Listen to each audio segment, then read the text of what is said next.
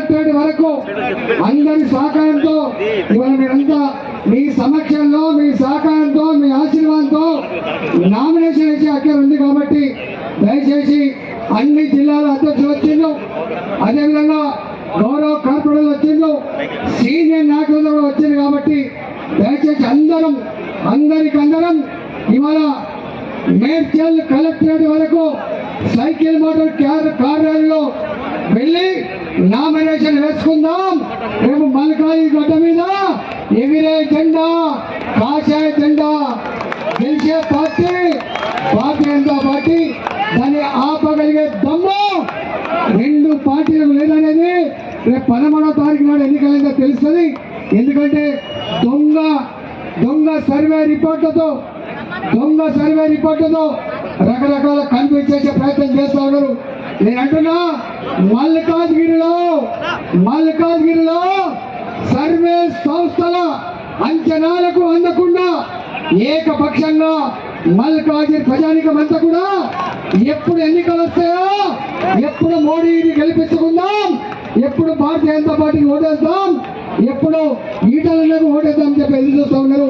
నా 22 సంవత్సరాల నా చరిత్రలో ఇవాళ అనేక వర్గాల కోసం పోరాటం చేసిన దాంట్లో నేను ఫ్రంట్ భాగంలో ఉన్నా.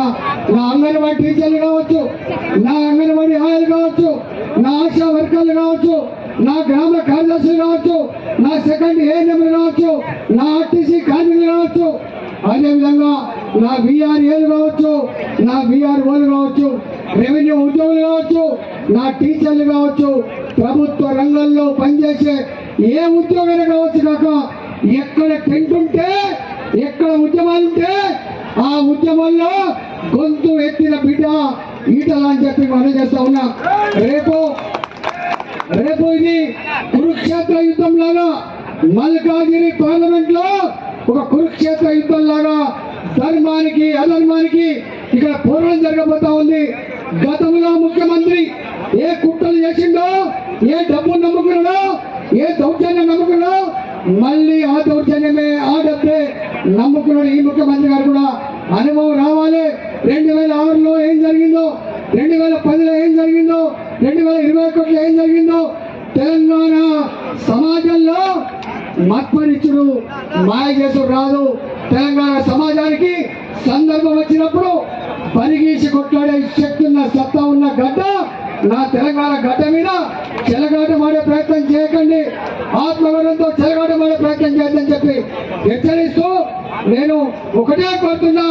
తెలంగాణ వ్యాప్తంగా నా 20 సంవత్సరాల కాలంలో పరిచయం ఉన్నటువంటి నాయకులు కావచ్చు, తెలంగాణ ఉద్యమంలో కావచ్చు, ఆర్థిక మంత్రిగా ఉన్నప్పుడు కావచ్చు, ఆరోగ్య శాఖ మంత్రిగా ఉన్నప్పుడు కావచ్చు, లేదా ఈ 3 సంవత్సరాలు కావచ్చు, అన్ని వర్గాల ప్రజలతో మమేకమై 22 ఏళ్ళుగా మీ కళ్ళ ముందు ఇంత స్థాయికి ఎదిగిన బిడ్డలు రేపు గెలిపించుకోవడానికి ఏ ఇంటికి ఆయిలే, ఏ వాడకట్టుకు ఆ వాడకట్టే ఎవరైనా వెళ్లి విషయాలుగా గెలిపించుకోవాలని చెప్పి వస్తే మీ చుట్టాల ఇళ్ళకు రండి, అడ్డా పెట్టండి.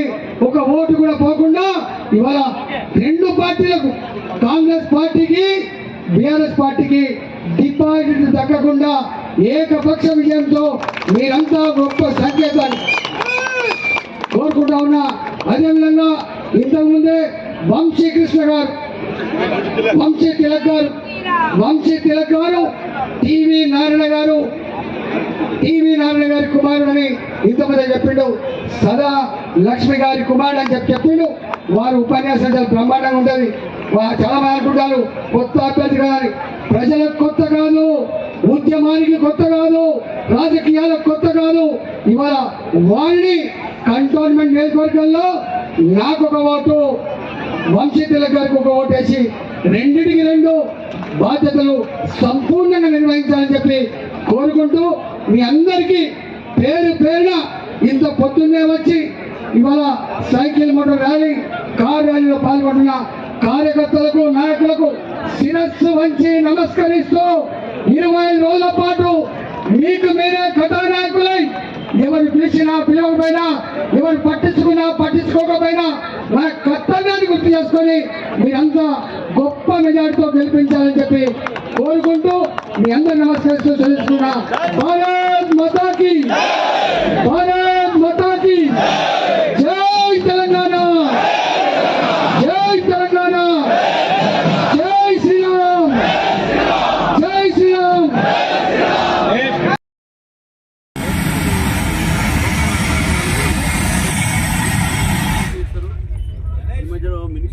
చేస్తున్నారు.